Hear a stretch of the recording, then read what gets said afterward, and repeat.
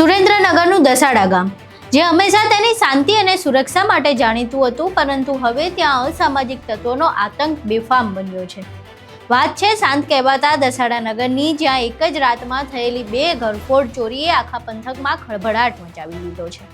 આખી ઘટના શું છે તેના વિશે વિગતે ચર્ચા કરી. નમસ્કાર, તમે જોઈ રહ્યા છો ચક્રવાત ન્યૂઝ. હું આપની સાથે હેમંત.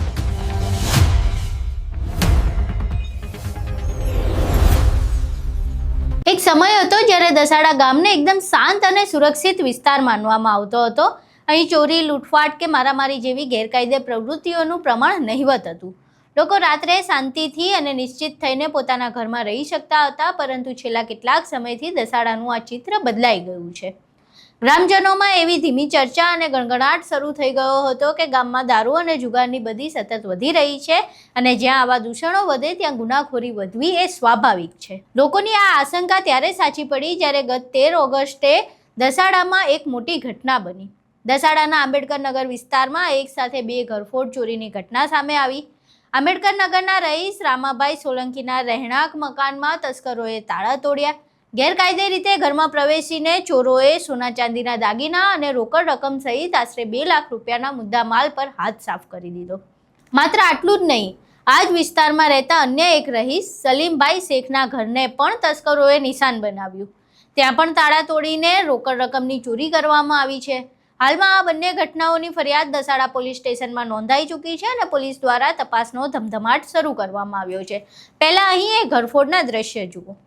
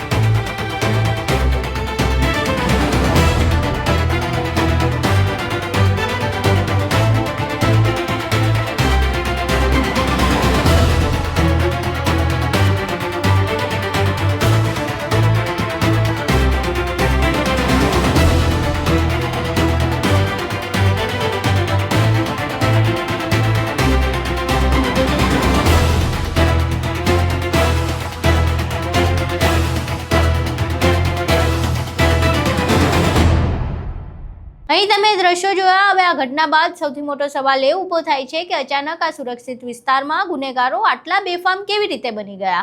શું આ દસાડા પોલીસ સ્ટાફની ઢીલી નીતિ છે કે પછી રાત્રિના સમયે થતા અપૂરતા પેટ્રોલિંગનું પરિણામ છે? ગ્રામજનોમાં એવી પણ ચર્ચા છે કે અગાઉ પીઆઈ ઉપાધ્યાય સાહેબની અહીંથી બદલી થયા બાદ આ વિસ્તારમાં ગુનેગારોને જાણે મોકળું મેદાન મળી ગયું છે. દસાડા અને આસપાસના પંથકમાં ચોરો અને અસામાજિક તત્વોમાં હવે જાણે કાયદાનો કે પોલીસનો કોઈ ડર જ ન રહ્યો હોય એવું લાગી રહ્યું છે. આ ઘટનાઓ બાદ દસાડાના ગ્રામજનોમાં ભારે રોષ અને ભયનો માહોલ છે. દસાડાની જનતાની હવે એક જ લાગણી અને માંગ છે કે દસાડા પોલીસ પોતાની કામગીરી સઘન બનાવે, આ ઘરફોડ ચોરીનો ભેદ તાત્કાલિક ઉકેલીને ચોરોને કડકમાં કડક સજા આપવામાં આવે, જેથી ભવિષ્યમાં કોઈ ગુનેગાર આવી હિંમત ન કરે. પોલીસ જો કડક કાર્યવાહી કરશે તો જ દસાડાની પ્રજામાં ફરીથી કાયદા પ્રત્યે વિશ્વાસ ઊભો થશે અને આ વિસ્તાર ફરીથી સુરક્ષિત બની શકશે. તમારું આ ઘટનાને લઈને શું માનવું છે? તમારા મંતવ્યો અમને કોમેન્ટ બોક્સમાં જરૂર જણાવજો. વિડીયો પસંદ આવ્યો હોય તો વિડીયોને લાઇક કરજો, શેર કરજો અને અમારી ચેનલને સબસ્ક્રાઇબ કરવાનું ભૂલશો નહીં. નમસ્કાર.